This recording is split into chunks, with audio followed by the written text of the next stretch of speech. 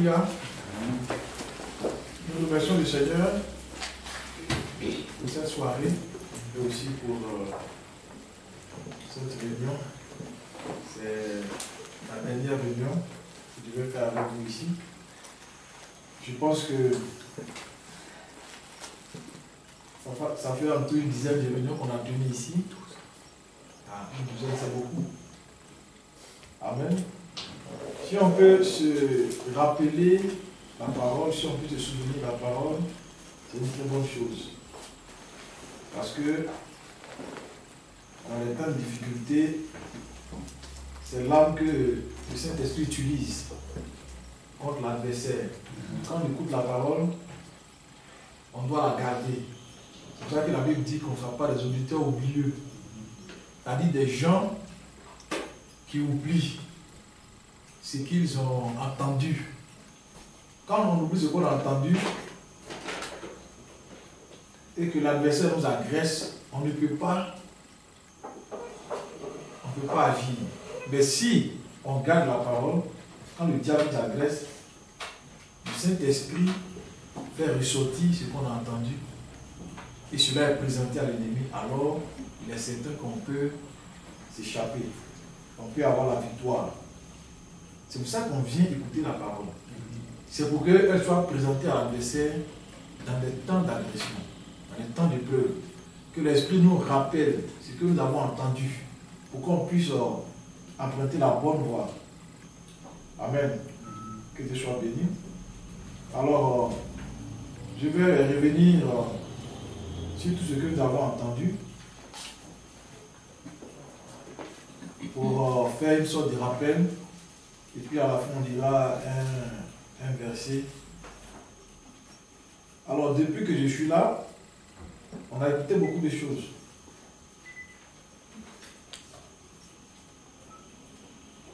J'ai commencé les réunions avec le cantique de l'Arc. Amen. Le cantique de l'Arc qui a été chanté par David lorsque Absalom, donc Jonathan et son père Saül sont tombés sur le champ de bataille.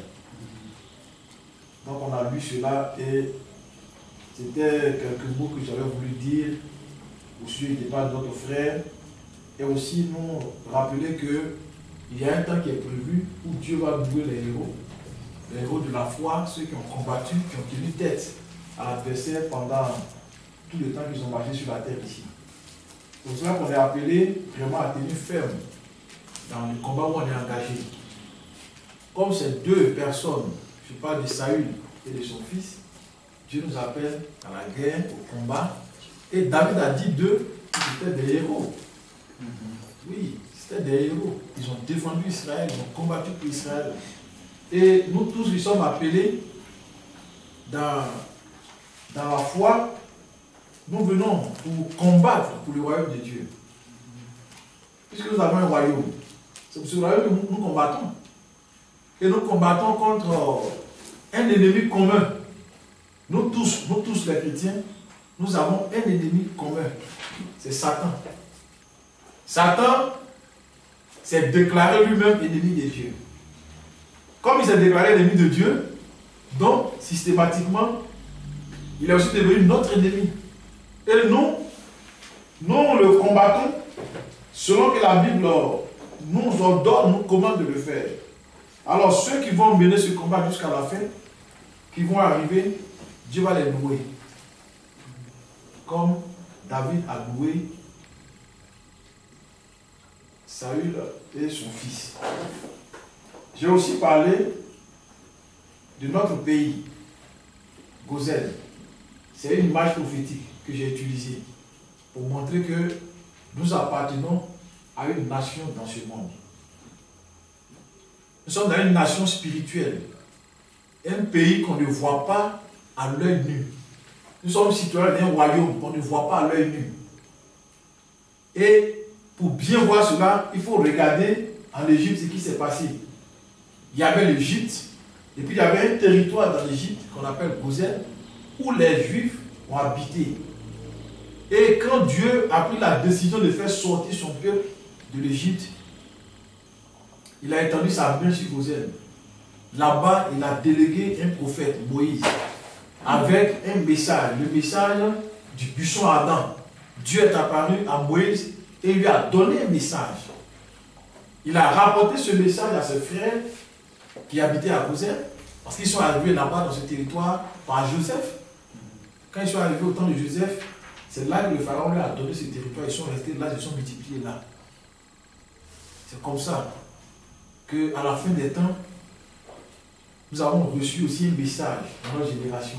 Dieu nous a envoyé un prophète. Il nous a envoyé son bâton, le bâton de Dieu, qui symbolise la puissance de Dieu. Parce que le prophète est apparu dans notre génération avec la puissance de Dieu, avec le message de Dieu. Et cela a donné de l'importance encore à notre royaume. Donc, de la même manière que Dieu a frappé l'Égypte au temps de Moïse pour faire sortir son peuple, c'est comme ça que dans la génération, Dieu va frapper encore les nations. Dieu va frapper l'Égypte de notre temps. Et dans notre temps, l'Égypte, c'est Babylone. C'est Babylone. C'est la manifestation de Satan dans le monde. Dieu va frapper les nations. Il va frapper les nations, il va bouleverser les nations, il va envoyer des châtiments sur les nations. Et ceux qui seront protégés, c'est ceux qui vont demeurer à Gozen. Là où le Seigneur a préservé la vie de son peuple. Et on a lu, il y a des châtiments qui sont venus sur l'Égypte. Des grêles sont tombées en Égypte, ce n'est pas tombé à Gozen. Tous les châtiments que l'Écriture a décrits dans le temps qui sont tombés en Égypte ne sont pas tombés à Gozen. Dieu a donné la lumière à Gozen, il a donné les ténèbres au reste de l'Égypte pendant 3 jours. Ils ne pouvaient pas se déplacer, ils ne pouvaient rien faire. Et aujourd'hui, si nous avons la lumière, c'est à Gozen. Il faut demeurer à Gozen. Il faut demeurer dans ton pays, ta nation sainte, dans laquelle tu es né. Amen. Et je vous ai dit que nous sommes appelés à nous séparer du monde. Si tu es Israël spirituel, tu demeures à Gozen. Si tu es fils d'Abraham, tu demeures à Gozen. Si tu es fils de Jacob, tu demeures à Gozen. Tu demeures là, à Gozen, dans la piété, dans la sainteté, dans la pureté, dans une séparation totale avec le monde. Parce que quand Dieu va frapper les nations, ceux qui seront dans le monde, dans les nations, ils seront frappés. Et c'est une manifestation qui est spirituelle. Ce n'est pas physique, on ne voit pas ça à l'œil nu. À l'œil nu, on voit tout le monde qui passe dans la rue. On ne sait pas qui est où. Mais Dieu lui sait. Et on a lu l'Écriture, le Seigneur a dit à Moïse, va dire à Pharaon que le temps est venu où moi, je vais établir la distinction entre son peuple et mon peuple. Parce qu'en Égypte, il y avait 2 peuples. Il y avait un peuple de Dieu et puis il y avait le peuple de Pharaon. Donc Dieu a dit qu'il faut qu'il marque la différence. Et je vous ai dit que dans notre génération, c'est ce qui va se passer. Exactement ce qui va se passer. Dieu va marquer la différence entre son peuple qui est dans ce monde et le reste du monde. Il va marquer une différence stricte. Et la différence commence par la sainteté. Parce que la première marque distinctive des enfants de Dieu, c'est la sainteté. C'est la sainteté. C'est la sainteté. Amen. C'est la sainteté. C'est la première chose qui nous distingue du monde. C'est la sainteté. Ça commence par là. La sainteté, et la sainteté, on la voit sur l'apparence extérieure. Ça commence à l'intérieur et ça transparaît à l'extérieur. Ça se voit. Ça se voit à l'œil nu. La sainteté. Dieu va commencer par là. Il va marquer la différence entre son peuple et le reste des hommes. Et celui qui n'est pas à Gozen, donc celui qui n'est pas dans ce pays, bon, frère, qu'est-ce qu'on va faire de lui? Qu'est-ce que Dieu va faire de lui? Parce qu'il y a 2 camps, et il y a une distinction que le Seigneur va clairement marquer. Nous sommes dans ce temps. Dieu va frapper les nations. Dieu va frapper l'Europe. Les prophéties le disent. Et j'ai évoqué Isaïe 18. Il y a d'autres prophéties. Dieu va frapper l'Europe. Dieu va secouer l'Europe. Dieu va secouer les îles, va secouer les nations. Mais il faut que nous soyons là où vous êtes. Il faut qu'on soit là où Dieu veut que nous soyons. Pour être préservés. Pour être préservés. J'ai parlé aussi du repos en Christ. Il y a le combat entre la chair et l'esprit. Parce qu'un chrétien, en lui, il y a une dualité. Mais la dualité n'est pas éternelle. Un temps vient où l'esprit doit prendre le pouvoir sur la chair. C'est en ce moment-là qu'on est au repos. Parce que notre terre promise, c'est notre nouvel homme. Le nouvel homme que Dieu nous a donné. Le nouvel homme, la nouvelle création. Celui qui est en nous, qui est né de nouveau. C'est lui qui est la terre promise. C'est lui notre terre promise. Parce que c'est quand il vit que nous, on est au repos. Le repos commence par là. On en viendra au règne de 1000 ans. On en viendra à la vie éternelle. Quand on va revêtir de nouveaux corps, ça sera le repos vraiment total. Mais sachons que le repos commence par là. Quand l'esprit a pris le pouvoir sur la chair. Donc je repose. On se repose et l'esprit agit, il travaille en nous. Comme Paul l'a dit, que ce n'est plus moi qui vis, mais c'est Christ qui vit en moi. On a évoqué ça. On a aussi parlé de la marche de Matthieu 25, cette marche prophétique des vierges. Et je vous ai fait voir un peu l'évolution de la compréhension dans cette prophétie. Il y a un détail auquel on ne fait pas attention, c'est les vases des réserves et aussi l'huile des réserves. J'ai parlé un peu de cela pour que nous puissions comprendre que l'œuvre de Dieu n'est pas encore achevée. Jésus-Christ n'est pas encore revenu. Et c'est pour ça que l'ange du Seigneur a dit au prophète que ce n'est pas toi qui vas préparer, mais le message va préparer. Amen. C'est-à-dire que les hommes passent, mais le message, lui, il demeure. Et ce sont les hommes qui prêchent le message. Tant qu'on n'est pas encore arrivé au bout, et que l'enlèvement n'a pas encore eu lieu, mais le message est prêché. Et quand il y a le réveil, quand les vieilles se réveillent, mais frère, il y a des vases qui sont là, qui contiennent de l'huile de réserve, et qu'il faut à nouveau les remplissage, pour que le peuple de Dieu marche à nouveau, continue la marche, parce qu'on n'est pas encore arrivé. Minuit, ce n'est pas la fin. Quand on voit dans l'évolution des temps, minuit, ce n'est pas la fin. Il y a le chant du corps, dans Marc 13, et il y a le matin. Et dans 1 Pierre, dans le passage qu'on a lu dans 2 Pierre 1, 19, je crois, là-bas, Pierre a bien dit que cette parole brille dans nos cœurs jusqu'à ce que l'étoile brillante du matin apparaisse dans nos cœurs. C'est Christ. Dans le temps prophétique, c'est le matin, ce n'est pas minuit. C'est le matin que l'église est enlevée, l'épouse est enlevée. La marche va jusqu'au matin. Ça n'arrête pas à minuit. Minuit, on n'est pas encore arrivé. On continue. Il y a devant nous le témoignage de l'épouse. Il y a devant nous vraiment une œuvre encore accomplie. Donc on n'est pas encore arrivé. Donc il faut persévérer, il faut marcher, il faut avancer. On a aussi parlé de la femme cananéenne, j'ai parlé de la prière. Comment cette femme a reçu la délivrance de sa fille. Comment elle s'est positionnée vis-à-vis du Seigneur. Au départ, elle priait après le Seigneur. Après qu'elle a été refoulée plusieurs fois, qu'elle a reçu même des paroles difficiles à entendre, elle est venue se prosterner à ses pieds. J'ai dit que c'est encore une autre démarche. Elle est venue saisir les pieds du Seigneur pour le supplier. Là encore, il lui a parlé difficilement, mais elle a trouvé les mots justes pour toucher le cœur du Seigneur et il lui a fait grâce. On dit qu'on doit prier. Il y a plusieurs manières de s'approcher de Dieu. Dans la prière, il y a des évolutions. Il y a plusieurs manières de s'approcher du Seigneur pour obtenir de lui ce que nous voulons. On ne peut pas prier de la même manière pendant 10 ans, pendant 15 ans, pendant 20 ans. Notre manière de prier doit évoluer. Ça doit évoluer. Ça doit évoluer dans le temps. On doit s'approfondir dans la prière, dans la communion avec Dieu. Elle n'est pas restée à l'arrière pour crier au Seigneur. Après, elle a couru. Elle est passée devant lui. Elle a saisi ses pieds. Elle s'est prosternée. Ça, c'est une évolution. Et c'est vraiment dans la persévérance qu'elle a fait cela. Si on avait d'autres personnes qui n'avaient pas de persévérance, ils seraient restés en arrière. Et après qu'on l'ait refoulée, elle se serait retournée. Mais elle a persévéré. On a aussi évoqué la parabole du riche.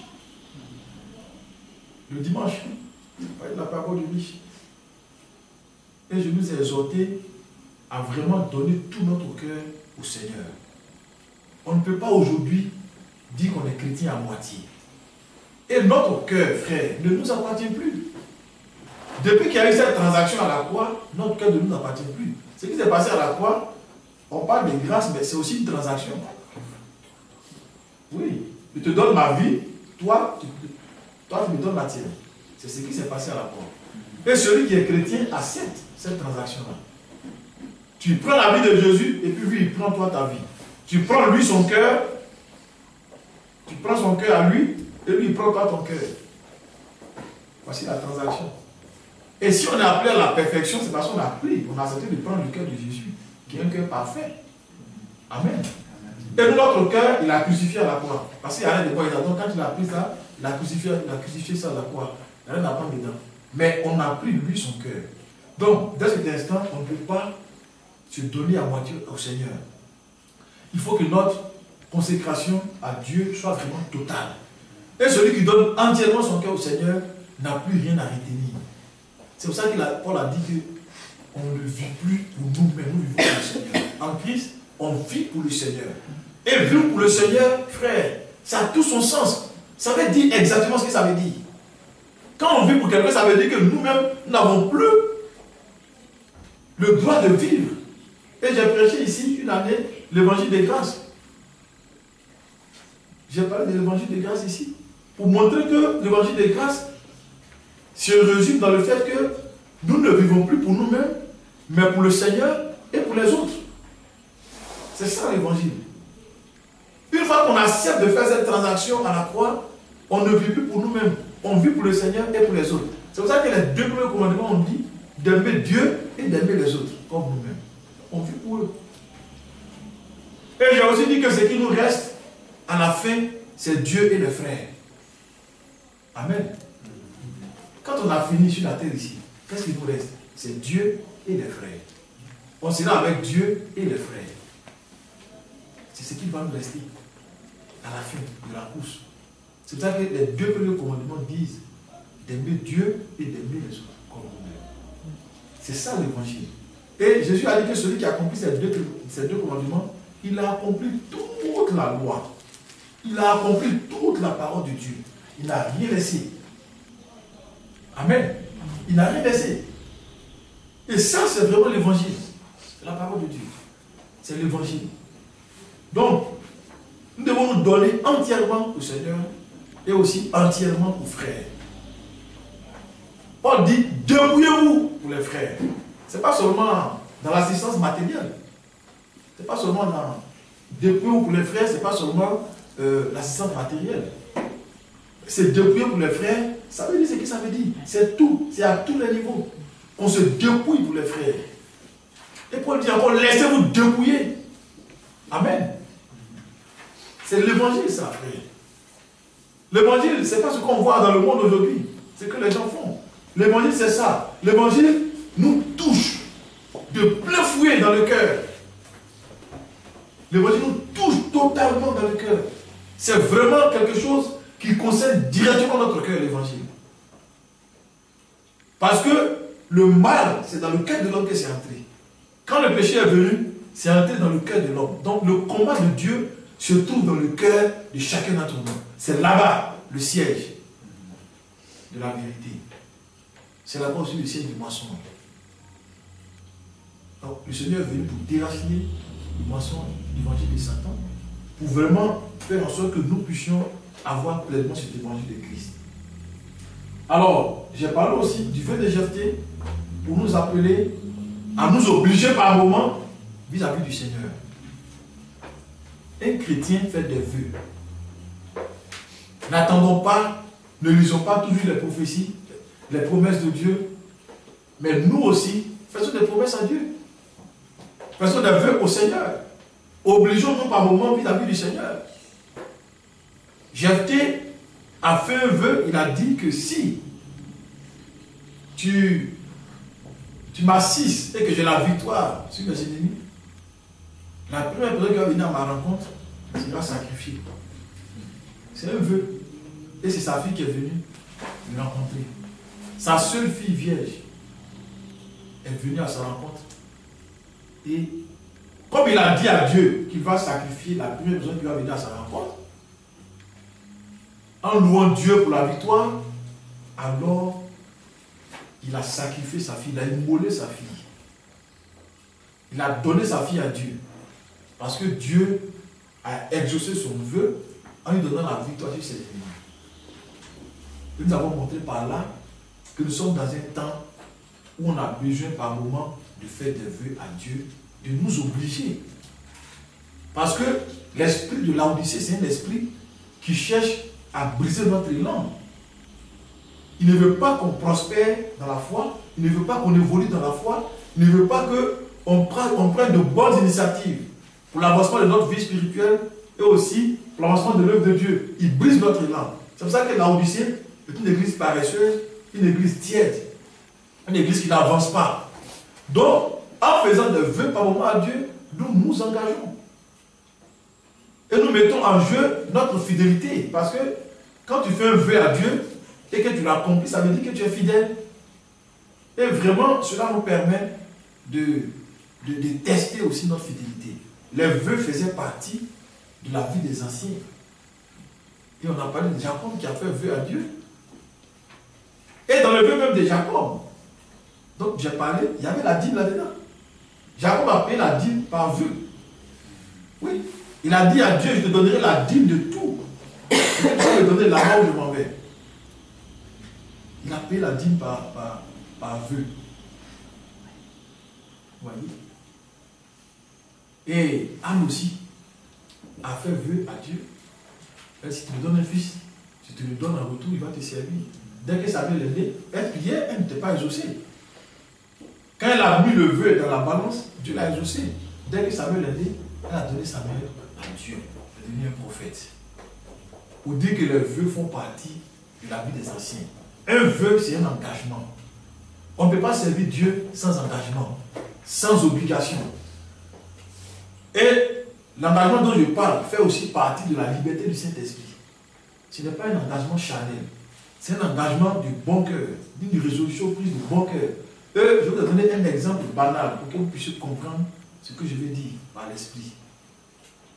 J'ai parlé de l'exemple de celui qui dit à Dieu, par exemple, si tu me réveilles chaque 2 heures du matin, je m'engage à prier 1 heure pour notre assemblée. Ça, c'est un vœu. Ou bien je te consacre pendant ce mois de décembre, tous mes week-ends, comme je ne travaille pas, je vais jeûner tous les samedis, je vais prier pour ton église, je vais prier pour ton œuvre. Ça, c'est un vœu. Dès que le samedi arrive, tu es dans ta chambre. Tu ne sortiras pas. Tu as fait un vœu à Dieu que tu vas t'enfermer chaque week-end. Amen. C'est des choses qui font partie de l'adoration. Ça nous oblige un temps soit peu pour nous amener à trouver du temps devant Dieu. Et c'est des choses qui sont perçues un peu comme des stratégies dans la vie chrétienne, dans la foi. Que Dieu soit béni. Et puis, je pense que on a aussi parlé de l'obéissance hier. Oui. En revenant sur la parole de Samuel, que l'obéissance vaut mieux que le sacrifice. On peut faire beaucoup de sacrifices. Mais si on refuse de nous appliquer la parole de Dieu, il nous sera difficile d'avancer. On doit être des chrétiens obéissants. On doit obéir à la parole de Dieu. Nous sommes faits pour obéir à la parole de Dieu, pour nous soumettre à la parole de Dieu. Et celui qui marche dans l'entêtement, qui ne veut pas obéir à la parole de Dieu, Dieu est obligé de le rejeter. Comme il a fait à Saül. Saül était un peu entêté. Il s'entêtait. Le peuple lui a donné une consigne, il n'a pas respecté la consigne. Sachant que ça ne vient pas du prophète, mais de Dieu. Il n'a pas respecté. Et Dieu l'a rejeté, il a dit, bon, moi je me suis choisi quelqu'un d'autre. Parce que tu ne peux pas faire mon affaire. Si on n'est pas obéissant et qu'on s'entête à désobéir à la parole de Dieu, aux instructions de Dieu, et tant vient où Dieu est obligé de se séparer de nous. Parce que Dieu veut des instruments pour accomplir lui son œuvre. C'est pour ça qu'au fur et à mesure qu'on avance, beaucoup sont éliminés. Ça veut dire qu'il y a beaucoup d'appelés, mais il y a peu d'élus. Les élus proviennent des appelés. Ce n'est pas deux groupes distincts à l'origine, non. Il y en a qui pensent comme ça, ce n'est pas vrai. Il y a des appelés. Et puis dans les appelés, les élus se distinguent. Se distinguent. C'est comme au temps d'Esther, les vierges, c'est les appelés. Elle aussi, elle a été appelée. Avant d'être élue, elle est d'abord appelée. Esther a été appelée comme toutes les autres. Et puis elle a suivi les instructions de l'eunuque. Elle a eu du respect pour l'eunuque. Elle s'est humiliée devant l'eunuque. Elle ne s'est pas dit que bon, comme je suis dans la demeure du roi de toutes les façons, et gagné, je m'en fiche. Je fais ce que je veux. Je suis déjà dans la demeure du roi. Non. Et il y en a qui rêvent comme ça. Nous sommes déjà l'épouse de Christ. Nous sommes l'épouse, parce qu'on croit au message de l'épouse de Christ. Ça, c'est l'habit de langage. C'est l'habit de langage. Mais l'épouse de Christ, c'est l'ensemble de ceux qui ont obéi à la parole de Dieu, qui se sont soumis à la parole de Dieu, et qui, à la fin, ont rencontré le Seigneur étant prête. C'est ceux-là qui deviennent l'épouse. C'est pas parce que tu as pris le message que tu es l'épouse. Non. C'est quand tu as pratiqué le message, tu as respecté les consignes qui ont été données dans notre génération, tu les as appliquées à ta vie. Tu es effectivement sorti du monde, tu t'es séparé des pratiques religieuses, des traditions. Tu as vraiment vécu dans l'esprit et tu as produit le fruit de l'esprit. Tu as produit le fruit du message. On peut parler de lui en ce moment, mais pas avant. Pas avant. On est tous appelés. Et chacun doit travailler à se distinguer, à sortir du lot. Paul dit qu'il y a beaucoup de coups, mais il y a un seul qui l'emporte la course. Est-ce qu'au départ, on peut regarder dans le feu et dire, bon, celui-là, il va gagner parce qu'il a un long palmarès? Non. Au départ, on est tous là, et puis le temps est donné. On court. Et le comportement des uns et des autres dans la course va déterminer l'arrivée. Et selon que nous nous comportons aujourd'hui, tel on va arriver. Tout se trouve dans nos mains, frère. Il n'y a rien, il n'y aura pas de surprise. Il a dit hier, il n'y aura pas de surprise. Tout se trouve dans nos mains. Tel qu'on se comporte aujourd'hui, notre arrivée sera influencée. Il doit courir 10 km. Et puis, tu t'amuses sur le chemin. Par moment, tu t'arrêtes. Par moment, tu marches. Par moment, tu cours un peu. Mais, et puis, tu vois les autres te dépasser. Mais dis-toi que tu ne seras pas le premier. Tu ne seras pas le premier. Toi-même, tu vois bien que tu ne seras pas le premier. Tu marches par moment où on doit courir. Tu réduis la vitesse au moment où on doit accélérer. Et d'autres te dépassent. Tu vois bien qu'ils te dépassent. Mais dis-toi que tu ne seras pas le premier. Les premiers ont un comportement dès le départ. Dès le départ, les premiers ont un comportement. Dès le départ, ceux qui sont faits pour être époux, dès le départ, ils ont un comportement. Parce que la Bible déjà nous conditionne. La Bible nous dit déjà comment celui qui veut être dans le lot des élus se comporte. C'est pour ça qu'il est important d'obéir aux instructions du Seigneur. Ce qui nous a été dit dans notre génération ne vient pas d'un homme. C'est l'ange du Seigneur qui a donné des instructions claires au peuple de Dieu. Séparez-vous du Babylone. Séparez-vous des pratiques religieuses. Séparez-vous des dénominations. Séparez-vous de la mondanité. Séparez-vous de l'esprit de Sodome et Gomorrhe. Séparez-vous de l'esprit de Noé. Oui, des comportements du genre, on aime manger, on aime boire, on se marie, on marie les enfants, on fait la fête, on fait les affaires, et puis on ne fait pas attention à la parole de Dieu, on ne s'applique pas à la parole de Dieu, on vit dans le monde comme si on était dans le monde, alors qu'en réalité, Dieu nous a appelés à sortir du monde. C'est sur tout cela qu'on doit veiller. Ce sont les instructions qui nous ont été données. Et si Dieu nous a révélé les sceaux d'Apocalypse, ce n'est pas en vain. Les sceaux qui nous concernent, qui concernent l'Église, les 4 premiers sceaux décrivent le comportement de l'esprit de notre génération. Comment le diable se comporte aujourd'hui, comment il a pris le manteau de la religion pour s'asseoir dans l'Église, pour tromper les gens. Tout cela est écrit. Et c'est cela a été dévoilé pour que nous puissions reconnaître l'adversaire et ne pas rentrer dans son jeu. Donc, on ne sera pas surpris, frère. Quand Saül a refusé d'obéir à ce que Samuel lui a dit, il savait très bien lui-même qu'il était en train de désobéir à ce que le prophète a dit. Mais il s'est peut-être dit que bon, Dieu va quand même accepter ce que j'ai fait. Non, Dieu n'est pas comme ça. Au Dieu, on ne peut pas s'imposer à Dieu, c'est Dieu qui s'impose à nous. Amen.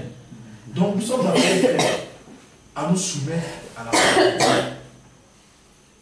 On doit se soumettre à la parole de Dieu. On doit obéir à la parole de Dieu. On doit conserver dans nos cœurs tout ce que nous écoutons. Et chercher vraiment à les mettre en pratique. Parce que le Seigneur viendra dans le monde en passant par le cœur de chacun d'entre nous. Il ne passera pas ailleurs. Il avait dit, préparez au désert un chemin pour votre Dieu. Et c'est vraiment notre cœur qui doit recevoir le Seigneur aujourd'hui. Que son nom soit béni. Je voudrais d'ailleurs voulu faire ce tour d'horizon aussi pour ceux qui n'ont pas assisté à toutes les réunions, pour que chacun puisse avoir une idée de tout ce qui a été dit. Notre désir, c'est que nous puissions vraiment comprendre la parole de Dieu et faire tous nos efforts pour la mettre en pratique, afin que nous soyons de ceux-là qui verront la gloire de Dieu. Amen. Parce qu'il est important pour nous de bien achever notre course. On va lire une écriture dans 1 Corinthiens.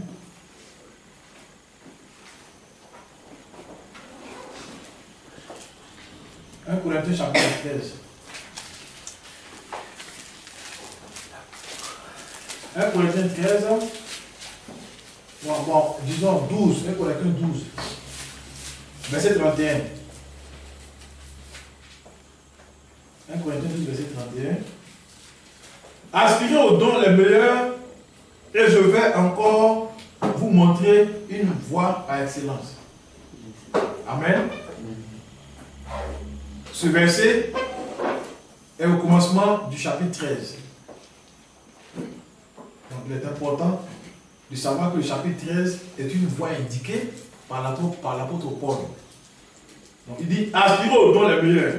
Et je vais encore vous montrer une voie par excellence. C'est-à-dire une voie pour avoir accès aux dons de l'esprit. Alors, il commence, chapitre 13. Quand je parlerai les langues des hommes et des anges, si je n'ai pas l'amour, je suis un airain qui résonne ou une cymbale qui retentit. Et quand j'aurai le don de prophétie, la science de tous les mystères et toute la connaissance, quand j'aurai même toute la foi jusqu'à transporter des montagnes, si je n'ai pas l'amour, je ne suis rien. Et quand je distribuerai tous mes biens pour la nourriture des pauvres, quand je livrerai même mon corps pour être brûlé, si je n'ai pas l'amour, cela ne me sert à rien. L'amour est patient, il est plein de bonté, l'amour n'est point envieux, l'amour ne se vante point, il ne s'en fout point d'orgueil. Il ne fait rien de malhonnête, il ne cherche point son intérêt, il ne s'irrite point, il ne soupçonne point le mal. Il ne se réjouit point de l'injustice, mais il se réjouit de la vérité.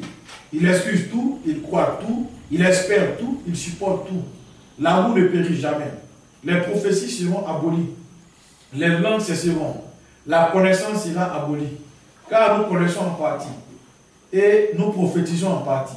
Mais quand ce qui est parfait sera venu, ce qui est partiel sera aboli. Lorsque j'étais enfant, je parlais comme un enfant, je pensais comme un enfant, je raisonnais comme un enfant. Lorsque je suis devenu homme, j'ai fait disparaître ce qui était de l'enfant. Aujourd'hui, nous voyons au moyen d'un miroir, d'une manière obscure, mais alors nous verrons face à face.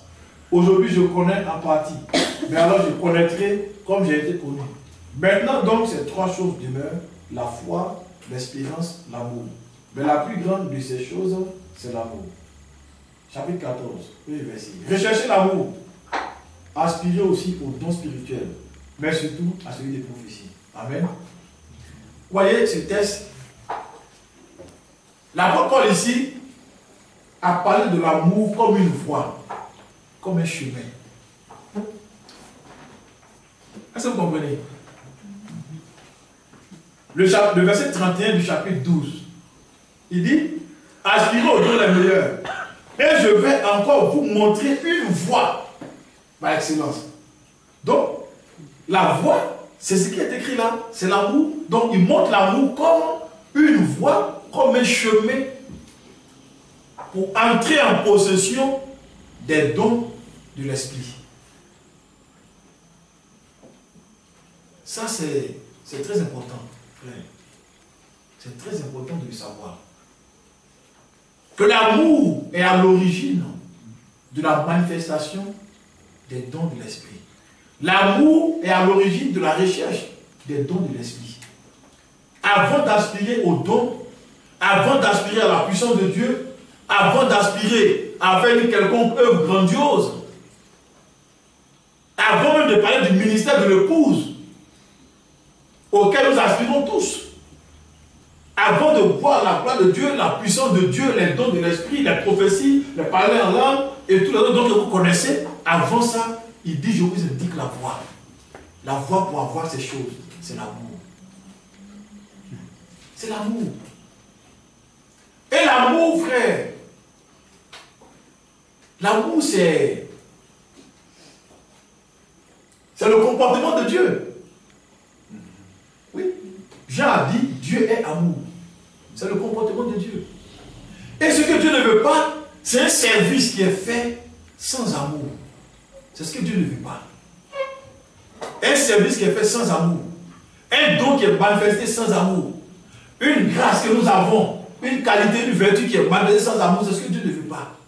Parce que quand on parle de l'amour, il y a l'amour que notre vie naturelle nous a donné. Nous sommes naturellement des hommes. C'est-à-dire nous sommes nés d'un homme et d'une femme.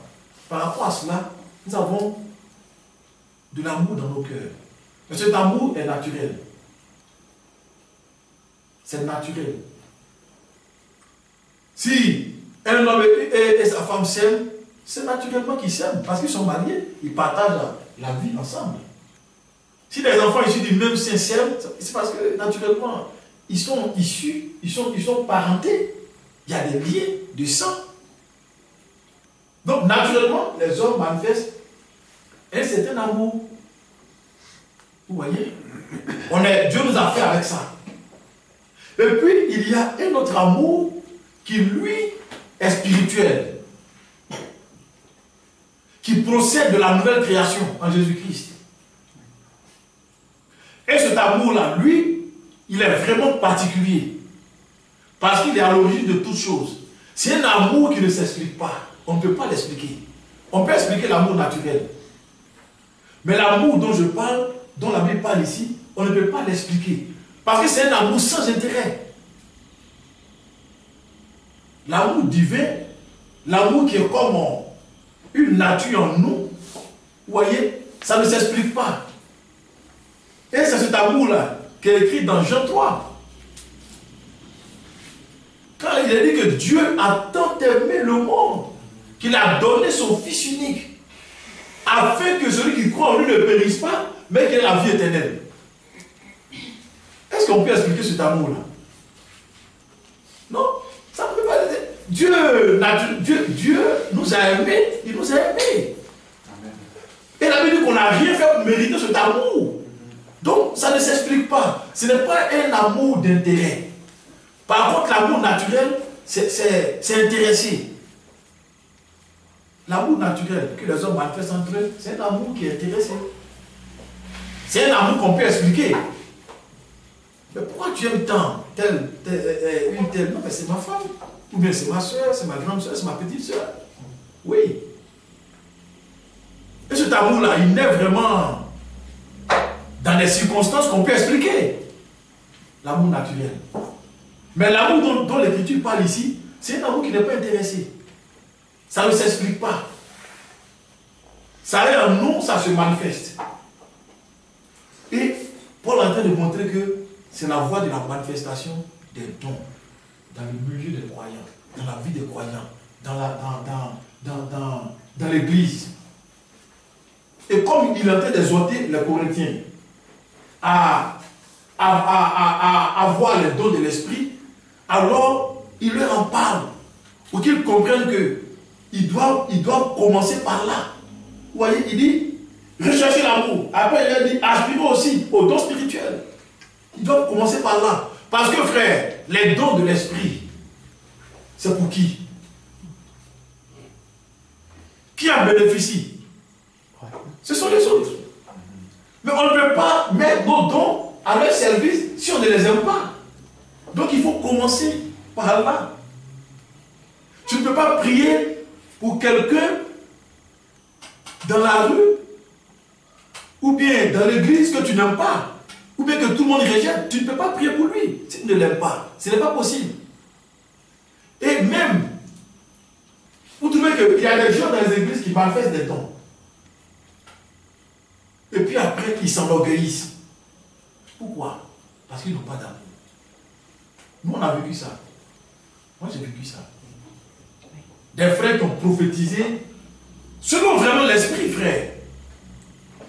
Selon l'esprit, des prophéties bien, qui ont fait du bien, qui ont aidé d'autres, qui ont libéré des gens. Mais, à la fin, ils sont devenus orgueilleux. Ou bien des prédicateurs, des serviteurs de Dieu, qui deviennent orgueilleux. Ou bien qui finissent dans l'orgueil. C'est parce qu'ils n'ont pas d'amour. Donc, l'amour, quand Dieu a ouvert mes yeux sur le verset 31, j'ai compris qu'en fait, l'amour est à l'origine de tous les ministères, de tous les dons. Quand nous aspirons à des dons, à des ministères, à l'œuvre de Dieu, on doit vraiment poser pour fondement premier l'amour. L'amour.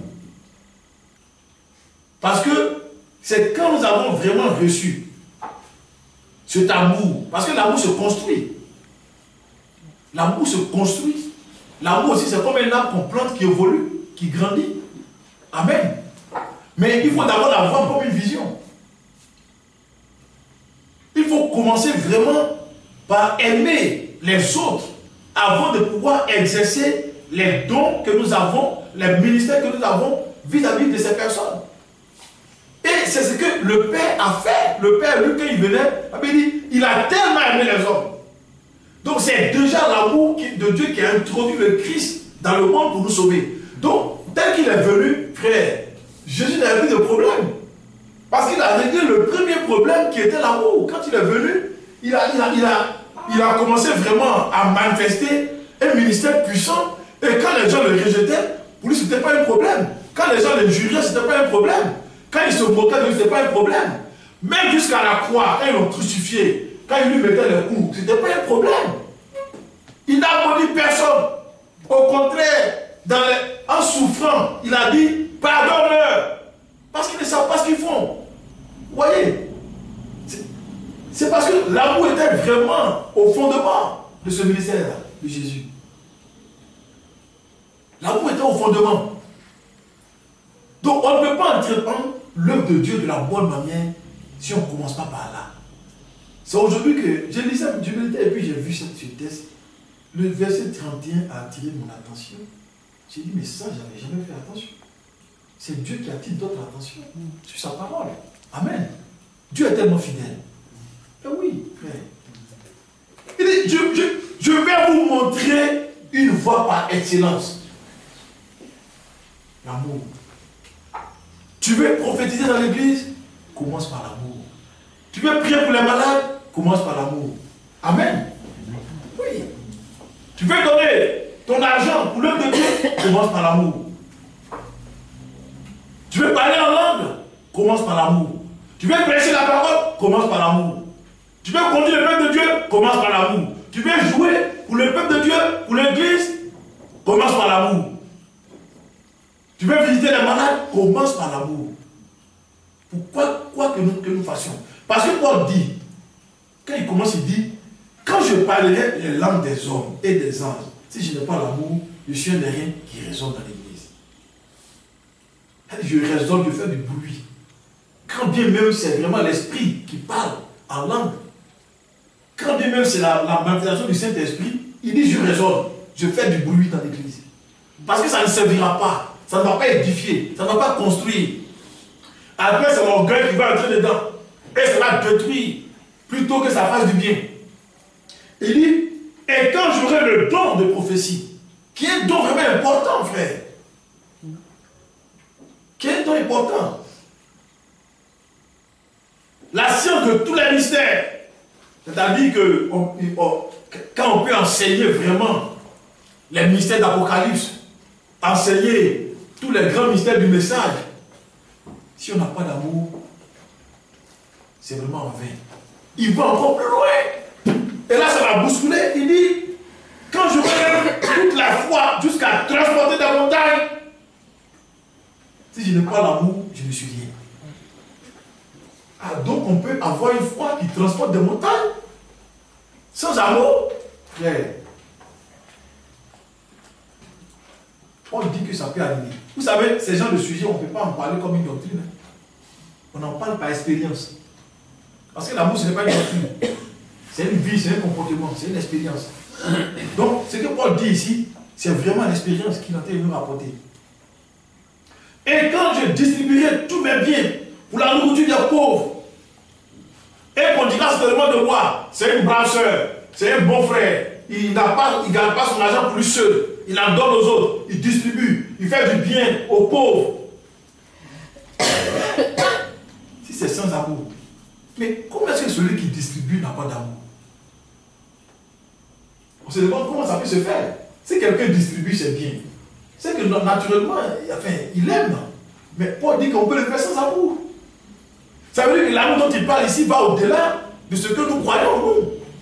C'est vraiment un amour spirituel qui n'est pas, qu'on ne peut pas expliquer, frère.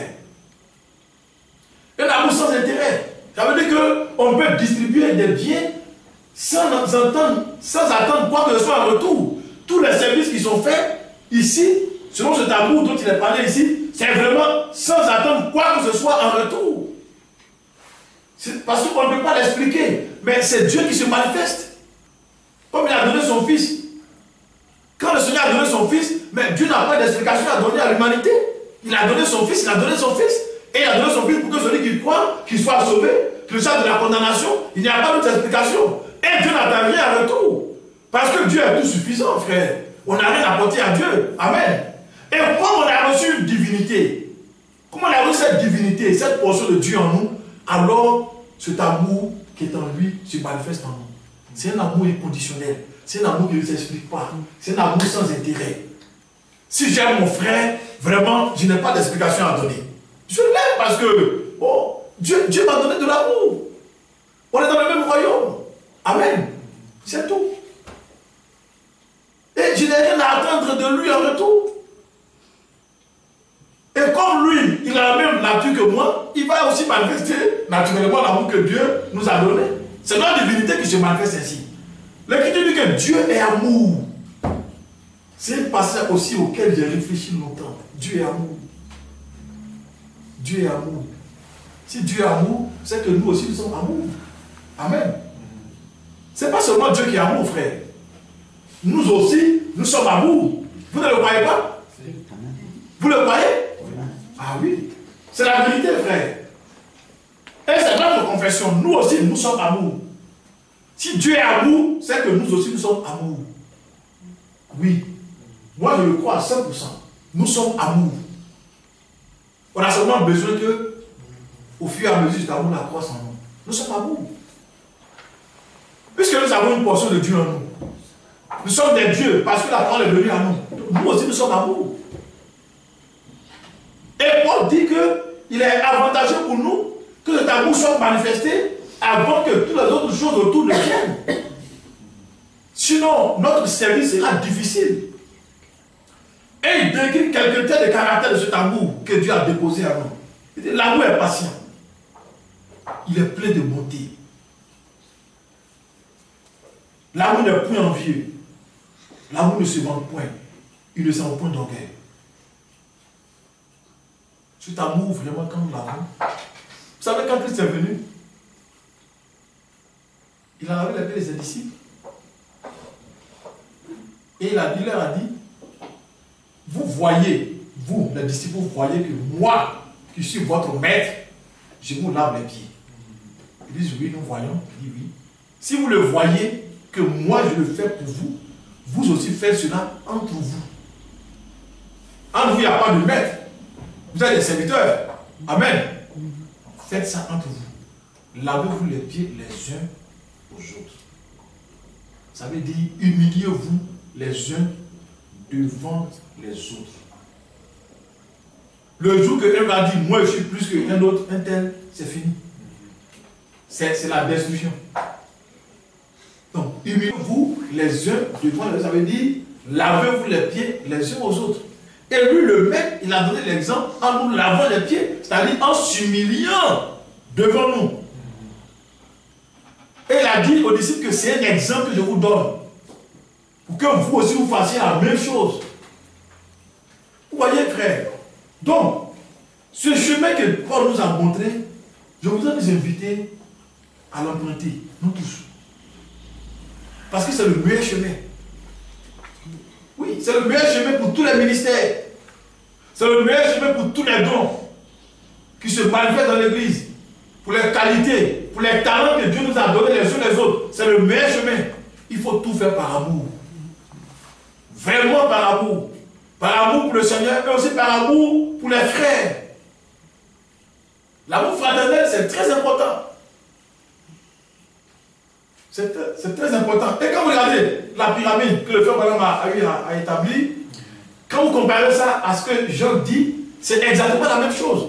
Jean a dit, si tu n'aimes pas ton frère que tu vois, comment tu peux aimer Dieu que tu ne vois pas? Ça veut dire que l'amour de Dieu commence par l'amour des frères. Et la pyramide, c'est exactement ce que le prophète a fait. Il a mis d'abord, avant l'achèvement, il a mis l'amour fraternel et puis au-dessus, l'amour divin. L'amour divin passe par l'amour fraternel. Et c'est vraiment le socle de l'œuvre, c'est le socle du ministère. Si dans le message on a des problèmes, c'est parce qu'on n'a pas bâti sur ce fondement. Moi je le crois. À Abidjan, quand notre église a commencé à avoir de sérieux problèmes, dans notre quartier, il y a un frère qui a fait une suggestion, donc on se retrouvait les dimanches après-midi. Et on partageait sur la situation, parce qu'il y avait une crise dans l'église, on partageait la situation, et puis on se partageait les sujets de prière. Ça c'est le dimanche soir. Donc toute la semaine, chacun prie sur les sujets de prière que nous nous sommes donnés pour l'église. Et puis on se sépare, et le dimanche qui suit, le soir encore on revient pour faire le point. Et à chaque fois qu'on faisait ça, il y avait une soeur parmi nous qui avait un don. Dieu la visitait, elle avait un don. Et elle nous apportait des messages pour nous dire, le Seigneur dit que dans cette église, on ne sert pas. Ça, elle a rapporté ça plusieurs fois. Et on priait pour ça. On priait pour ça. C'est le fondement de tous les services. Si les ministères qui prêchent la parole dans l'église commencent par ce fondement, par ce chemin, frère, vous verrez que l'église sera édifiée par toutes les prédications. Et même s'ils sont 1000 prédications à la même chair, ils ne se marcheront jamais sur les pieds. Ils ne mèneront jamais de combat à la chair. Si ils ont tous mis ce fondement de l'amour. S'il y en a qui ont des dons dans l'église, des dons de prophétie, vous verrez qu'ils vont prophétiser dans l'humilité, dans la simplicité, et ça va faire du bien. Il y a des dons qui ont divisé dans l'église. Des dons qui ont créé des problèmes dans les églises. Parce que ceux qui donnent le message, ils veulent s'imposer aux autres. Mais le don, ce n'est pas pour toi. Tu donnes un don, tu donnes un message, on l'examine. Mais toi, tu te tais. Amen. Vous voyez? Bon, c'est souvent où ces dons ont été manifestés, par moment, il n'y a pas eu vraiment d'amour. Vous voyez? Nous avons vraiment besoin d'emprunter cette voie que l'apôtre Paul nous donne. Tous les services que nous faisons dans l'église, dans l'assemblée, on doit le faire par amour. C'est là que le peuple de Dieu est béni. C'est là que le peuple est enrichi. C'est là que le peuple avance. Et quoi qu'on fasse, que ce soit la prédication, que ce soit les dons de l'esprit. Ici, il y a les dons de l'esprit. C'est des choses qui dorment en nous. Ça dort. Les dons de l'esprit, ça dort en nous. Mais comme souvent, on est un peu paresseux, on ne les voit pas se manifester. Mais les dons sont là, ça dort en nous. Oui. Il n'y a pas une église où il n'y a pas de don. Il y en a. Mais ça dort. Pour la plupart, ça dort. Vous voyez? Mais Paul dit de rechercher l'amour et d'aspirer au don de l'esprit. Et l'amour, quand vous lisez dans Galates, il a dit c'est le premier fruit de l'esprit. Quand Paul parle du fruit de l'esprit, lui il dit fruit de l'esprit. Quand il parle du fruit de l'esprit, c'est le premier qui désigne l'amour. Et puis autour, vraiment gravite beaucoup d'autres choses. Alors frère, l'amour ne périt jamais. Les prophéties seront abolies. Les langues cesseront. La connaissance sera abolie.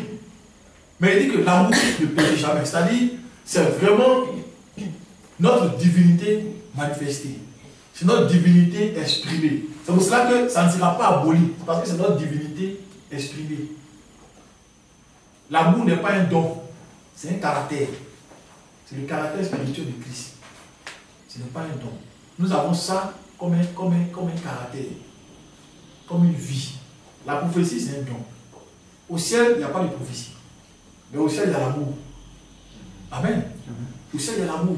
Il n'y a pas de prophétie, il n'y a pas de connaissance à avoir, il n'y a pas de prédication là-bas. Mais il y a l'amour. Au ciel, il y a l'amour. Le ciel est rempli d'amour. Parce que c'est la divinité exprimée. L'amour, c'est la divinité exprimée. C'est la divinité manifestée. Et comme on ne peut pas expliquer la divinité, on ne peut pas expliquer l'amour. On ne peut pas expliquer l'amour. Celui qui veut expliquer l'amour, il va expliquer la divinité alors. Mais on ne peut pas expliquer la divinité, c'est un mystère. C'est pareil, l'amour ne s'explique pas. Amen. Pourquoi j'aime mon frère? Bon, mais c'est mon frère. Amen. Ouais, c'est mon frère. Je l'aime, c'est mon frère. C'est mon frère. La vie que j'ai, c'est la même vie qu'il a. C'est mon frère, je l'aime. Il n'y a pas d'explication à donner. Vous savez, nous autres, les missionnaires, souvent on nous pose des questions. Où est-ce que tu connais ces gens? Qu'est-ce que vous voulez qu'ils vous disent? Ce sont mes frères. Amen. On se connaissait depuis. Souvent vous rencontrez des frères, c'est comme si vous vous connaissez il y a longtemps. Tellement vous êtes liés. Mais en esprit, déjà, on se connaissait. Oui, on se connaissait en esprit. Déjà. Puisqu'on est issu du même père. On est venu du même sein. On provient du même endroit. Du même sein. Et l'amour, c'est vraiment la divinité manifestée. C'est la divinité exprimée. Donc, quand Paul dit rechercher l'amour, ça veut dire travaillons à ce que cette vie que Dieu nous a donnée grandisse, qu'elle prenne de la place, et qu'elle occupe vraiment tout notre cœur. Et l'amour, c'est vraiment une âme puissante. C'est une âme puissante. L'amour, c'est une âme puissante.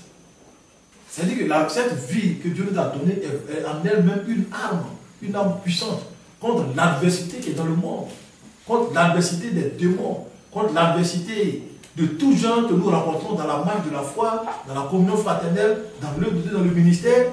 C'est vraiment, on dit que c'est l'encre. C'est l'encre. Amen. C'est l'encre. Ça retient. Ça nous retient au Seigneur. C'est un lien qui nous retient au Seigneur. C'est un lien qui nous retient avec le ciel. On ne peut pas faire autrement. Il dit l'amour nous étreint. Quand il parle à l'instant, il dit l'amour nous étreint. Ça veut dire qu'on est lié par l'amour. On ne peut pas faire autrement que de nous aimer, que d'aimer le Seigneur, que d'aimer son œuvre, que d'aimer la vie de Christ. Vous voyez? Donc, alors, l'amour ne périt pas. Il dit aujourd'hui, nous voyons au moyen d'un miroir, d'une manière obscure. Mais alors, nous verrons face à face. Aujourd'hui, je connais en partie, mais alors je connaîtrai comme j'ai été connu. Maintenant, donc, ces trois choses demeurent: la foi, l'espérance, l'amour. Mais la plus grande de ces choses, c'est l'amour. Rechercher l'amour, aspirer aussi aux dons spirituels. Que Dieu nous bénisse. Je ne vais pas vous retenir longtemps. Je pense que c'est ce qu'on peut dire pour achever la série de prédications que nous avons apportées ici. Vraiment, Dieu nous appelle à manifester les dons de l'esprit. Dieu nous appelle à un ministère, à une œuvre dans notre génération. Dieu nous appelle à aller vers les autres. Dieu nous appelle vraiment à travailler pour lui. Mais le fondement, c'est l'amour. Oui. Même pour redresser celui qui ne croit pas comme toi tu crois, il faut l'amour. Il faut l'amour. Pour amener quelqu'un à comprendre la parole de Dieu, il faut l'amour. pour amener quelqu'un à voir dans une autre direction. Il faut l'amour. Amen. Il faut l'amour, frère. Sinon, on ne peut pas. On ne peut pas. L'amour, c'est vraiment l'arme. C'est l'arme du ministère. Vous comprenez? C'est l'arme du ministère. L'amour, c'est l'arme du ministère. C'est l'arme de l'œuvre de Dieu. C'est l'amour qui gagne les gens à Jésus-Christ. Sinon, tout le monde prêche. Tout le monde prêche. Mais pourquoi il y en a qui gagnent des âmes? Ils ont la méthode. Paul dit c'est la voie, l'amour. Gagner des âmes, la voie, c'est l'amour. Pour amener des gens à te suivre, à comprendre ce que toi tu fais, c'est l'amour. Quand vous suivez les évangélistes, par exemple, qui prêchent, quand ils prêchent, vous voyez un peu la méthode qu'ils utilisent. Quand ils ramènent les gens à la croix, ils parlent de l'amour. Et un homme à qui on parle d'amour, il est intéressé. Un évangile vraiment d'amour, ça l'intéresse. Ça intéresse toujours celui qui a des problèmes. Mais l'évangile du jugement, ça n'intéresse pas les gens. Ceux qui sont mûrs dans la foi, qui ont grandi, on peut leur parler de jugement. Amen. Vous comprenez ce qu'il dit? Ceux qui ont grandi, qui ont un certain niveau de connaissance, qui sont là, qui connaissent la parole de Dieu, on peut leur parler de jugement. Mais les autres qui sont aveuglés, qui ne voient pas, il faut leur annoncer un évangile d'amour. Parce qu'ils ont besoin d'amour. Ils ont besoin de comprendre, de réaliser l'amour que Dieu a manifesté. Donc c'est vraiment le fondement du ministère. Et c'est l'arme du ministère. C'est la méthode d'approche. Paul dit, c'est la voie par excellence que je vous montre. Vous voulez des dons? Commencez par aimer les autres. Commencez par aimer ceux qui vont bénéficier des dons que vous avez, que Dieu va vous donner. Commencez par aimer ceux qui vont écouter la prédication que vous allez apporter. Commencez par les aimer, commencez par prendre soin du langage que vous leur adressez. Parce que l'amour, c'est tout ça. Amen. Quand on parle, il faut qu'on parle dans l'amour. Pour que celui qui écoute puisse comprendre. Si on ne parle pas dans l'amour, l'autre il ne comprend pas. On se comprend, frère? Il ne comprend pas. La prédication, c'est pareil. C'est pareil la prédication. C'est pareil les dons. C'est pareil toutes les manifestations de l'esprit dans l'église. Tous les dons. C'est la voie que l'apôtre Paul nous a indiquée. Je pense qu'il est important que chacun de nous puisse regarder cela et que nous puissions avoir vraiment un ministère béni, une œuvre bénie, que nous puissions vraiment travailler pour le Seigneur de la bonne manière. Et il dit ceci dans le verset 4. Il dit, l'amour est patient. Il est plein de bonté. L'amour n'est pas envieux. L'amour ne se vante point. Il ne sent point d'orgueil. Vous voyez, c'est des paroles qui sont dites pour préserver le peuple de Dieu des œuvres des ténèbres. Parce que cet amour-là, quand il est vécu dans la vie de chacun d'entre nous, toutes ces choses dont l'apôtre parle, c'est éliminé. C'est entièrement éliminé. Et elle s'adresse à ceux qui dirigent les églises, les anciens, les prédicateurs, les serviteurs de Dieu. Ça s'adresse à ceux qui prennent soin, même aux mères, aux mamans à la maison. Si tu aimes tes enfants, tu dois être patiente. Amen. Ah oui. Nous, les parents, on doit être patients vis-à-vis des enfants. Tous les enfants ne comprennent pas vite. Ils ne comprennent pas vite, ils ne réalisent pas vite de la bonne manière. C'est vraiment au fur et à mesure que les enfants réagissent, qu'ils assimilent. L'amour est patient. Tu aimes tes enfants, il faut être patient. Tu aimes ta femme, il faut être patient. Tu aimes ton mari, tu dois être patiente. Tu vas souffrir le calvaire, mais sois patient. Amen. Parce que l'amour est patient. L'amour espère dans la délivrance de l'autre, dans la libération de l'autre, dans la victoire. L'amour n'est pas envieux. L'amour ne se vante point, il ne sent point d'orgueil. Il ne fait rien de malhonnête. Il ne cherche point son intérêt. Il ne s'irrite point. Il ne soupçonne point le mal. Et il ne se réjouit point de l'injustice, mais il se réjouit de la vérité. Même là encore, la vérité, c'est vraiment dans l'amour qu'on doit se dire la vérité les uns aux autres. Amen. Une vérité dite avec brutalité, frère, ça ne fait pas du bien, ça détruit. Quand bien même c'est la vérité. Et souvent, quand on retrouve la voix du Seigneur et qu'on va prêcher aux autres qui ne comprennent pas souvent, on leur apporte de façon très brutale la vérité. Et là, ça ne marche pas. C'est difficile. C'est vraiment dans l'amour qu'on doit placer la vérité devant celui qui ne voit pas la vérité. Amen. Donc, ce soir, je voudrais qu'on partage ce verset comme une voie pour travailler dans la maison de Dieu, une voie pour accomplir l'œuvre de Dieu, une voie pour manifester les dons de l'esprit, une voie pour avancer vers l'avenir qui est la nôtre que nous connaissons. Nous sommes vraiment appelés à l'œuvre. Le message nous a appelés à une œuvre. Il faut que vraiment l'amour soit la voie qu'on emprunte pour y arriver.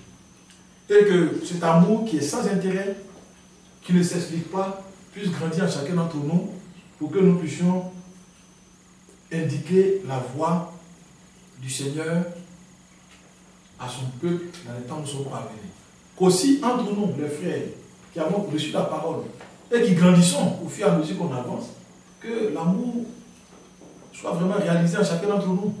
Que chacun se dise, je suis amour. Amen. Dieu est amour. Si Dieu est amour, c'est que moi aussi, je suis amour. C'est la conclusion. Et il faut l'admettre, il faut l'accepter, que tu es amour. Alors tu verras l'amour se manifester. Amen. Nous sommes amour. Je suis amour. Tu es amour. Nous sommes amour. Vous êtes amour. Ils et elles sont amour. Amen. C'est la conjugaison. Je suis amour, tu es amour, il est amour, nous sommes amour, vous êtes amour, ils et elles sont amour. Amen. Que Dieu soit béni. Et que sa grâce, que sa paix soit sur nous.